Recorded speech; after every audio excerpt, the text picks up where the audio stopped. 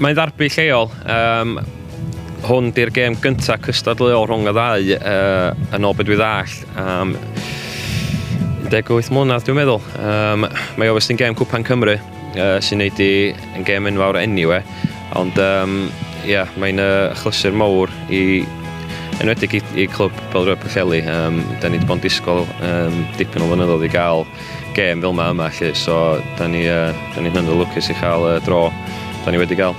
You know, there's been a lot of hype on the social media sites. I know I come on the train this morning first thing from Barmouth, and a lot of fans got on in Porthmadog along the way, and they're all here now, ready and rearing to go. I think it's been sort of 20 odd years since the last competitive game between the two clubs, and I know it was fierce rivalry back then. So I'm expecting a tough game today, and one that hopefully everyone who's here can enjoy.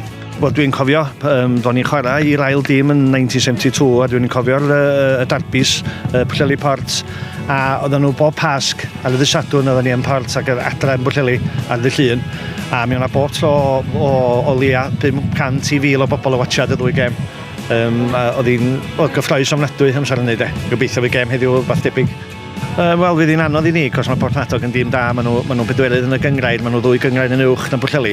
Ond dwi'n meddwl mae hogia lleol Pwllheli, mae yna ddigon o galon yma eleni, a un gêm da ni wedi golli, a dwi'n gobeithio dran ni roi gêm yn nhw beth bynnag.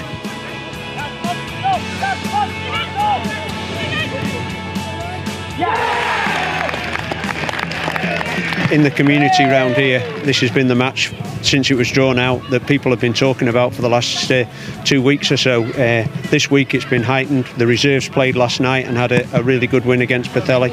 So, yeah, it's what community football really needs. It's games like this where you've probably got 300 people here today, 400 people watching this game. It's great.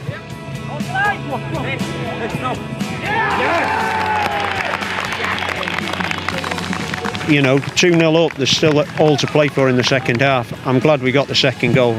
If we'd gone in at half-time 1-0, I think, you know, all it needs is one good strike and we would have been paying extra time in this tie. It's cut and throat. It's a cup tie. It's what football should be about. Yeah, it's okay. I mean, Port were pretty much on top, which is pleasing me. So it's a good game there.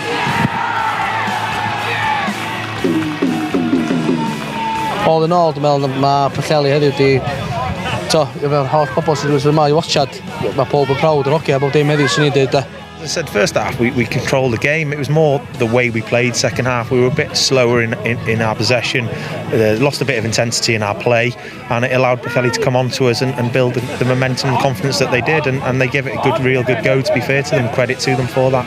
Rwy'n canlyniad fel la, beth yw'r cam nesau Port son? Trio gyda'r gêm nesaf yn y cwpa, da.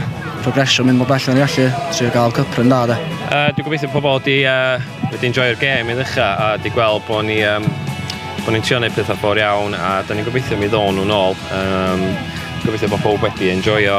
Dwi'n siŵr bod criw Port sy'n hapus yn mynd o'ma efo'r buddigoliaeth, ond digon i weithio ar, a jyst gobeithio ddeith pobl yn ôl i ddilyn ni bob wsos. Darbi sy'n be mae cwpan yn gyd amdan, sy'n mae pawb wrth i bod a pawb ddech ymlaen cyn y gêm. Doedd mae'n glasur o gêm i fod yn onast, ond falch bod ni'n cael y canlyniad o'n i'n disgwyl am, a sy'n edrych ymlaen i rôl nesaf wan.